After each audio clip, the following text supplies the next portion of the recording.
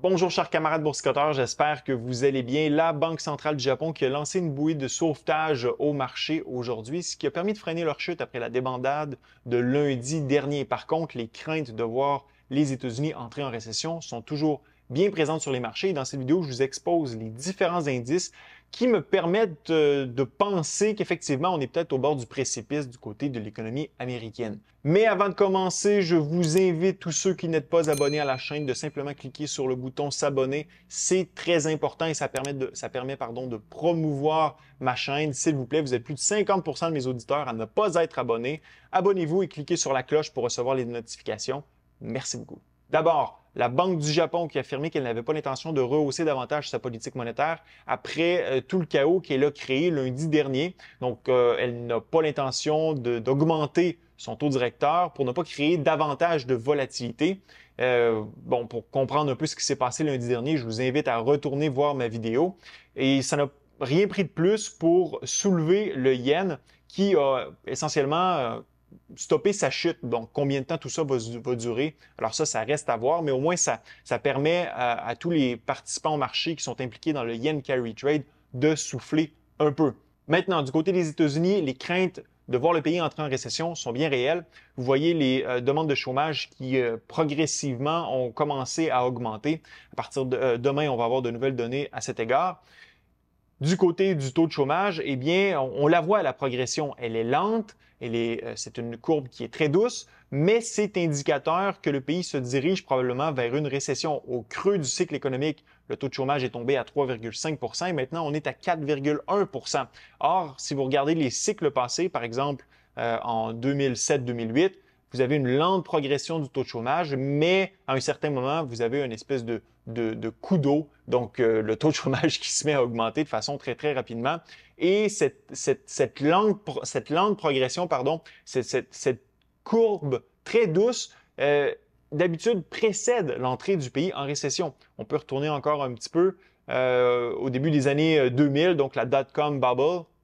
Même principe. Durant les années 90, même principe, donc lente accélération du taux de chômage et puis une accélération soudaine, rapide. Et donc, c'est ce qu'on voit avant chaque récession et c'est ce qu'on aperçoit présentement lorsqu'on regarde les données. La Sam Rolls, on en a parlé à maintes reprises et je vous en reparle encore parce que, vous le savez, le seuil critique de 0,5 a été atteint. Et lorsque vous regardez les dernières récessions, à chaque fois que ce seuil était atteint, nous étions déjà en récession. Donc, ça amène plusieurs à penser que peut-être que les États-Unis sont déjà en récession. Donc ici, on est en 2007-2008, retourné en 2000-2001, même principe. Lorsqu'on atteint le seuil critique, nous étions en récession. Dans les années 90, même principe, le 0,5 a été atteint durant la récession. Et même chose dans les années 80, donc vous pouvez retourner tant que vous voulez. Lorsqu'on atteint le seuil critique de la Sam Rolls, normalement, les États-Unis sont déjà en récession. Donc, évidemment, la récession n'a pas été déclarée présentement parce que ça va prendre une série de données pour permettre à l'institution qui déclare les récessions aux États-Unis de pouvoir faire son travail. Donc, c'est un peu à retardement qu'on va avoir cette information-là officielle que les États-Unis sont entrés en récession. La courbe de rendement, oui, la fameuse courbe de rendement dont on a parlé de l'inversion à plusieurs reprises sur la chaîne il y a quelques temps, eh bien, elle est en train de se désinverser, peut-on dire ça, ou de se redresser, devrait-on dire. Donc, la courbe de rendement qui est en train de se redresser. Présentement, l'inversion est à 9 points de base seulement. Et lorsque vous avez un redressement de la courbe de rendement, c'est pas un très, très bon signe. Regardez, ici, comme je viens de le mentionner, on est à 9 points de base.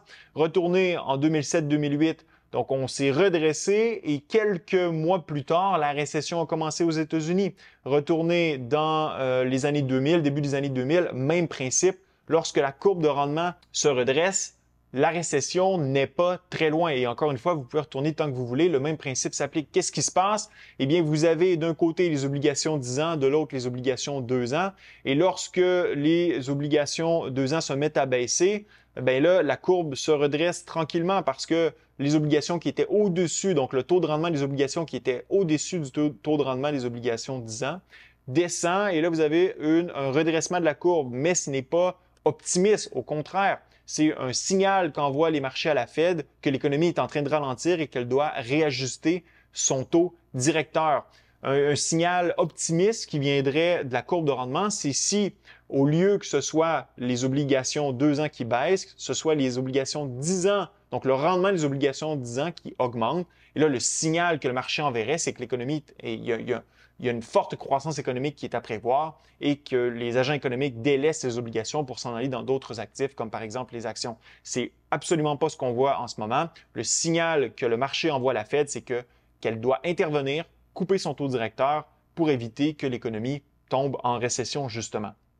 Maintenant, les données du PMI Manufacturing, donc Purchaser Manager Index, pardon, on en a parlé à plusieurs reprises. Donc, on est en contraction depuis belle lurette du côté du secteur manufacturier des États-Unis.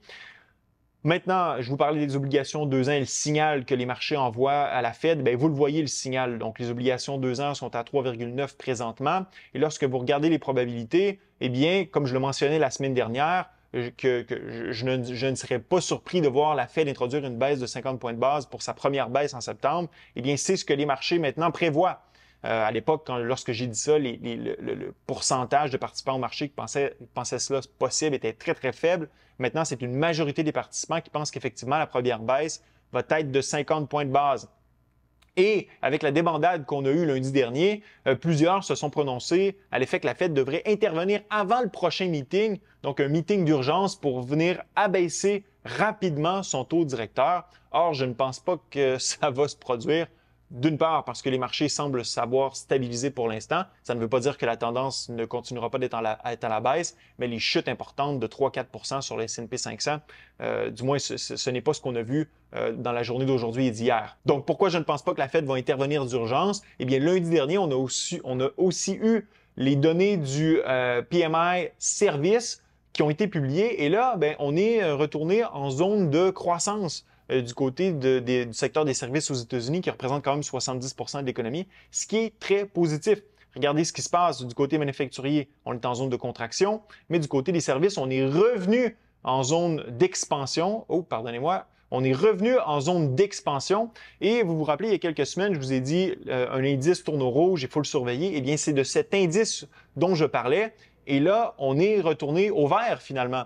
Donc, la Fed va probablement voir ça comme un indice que l'économie n'est pas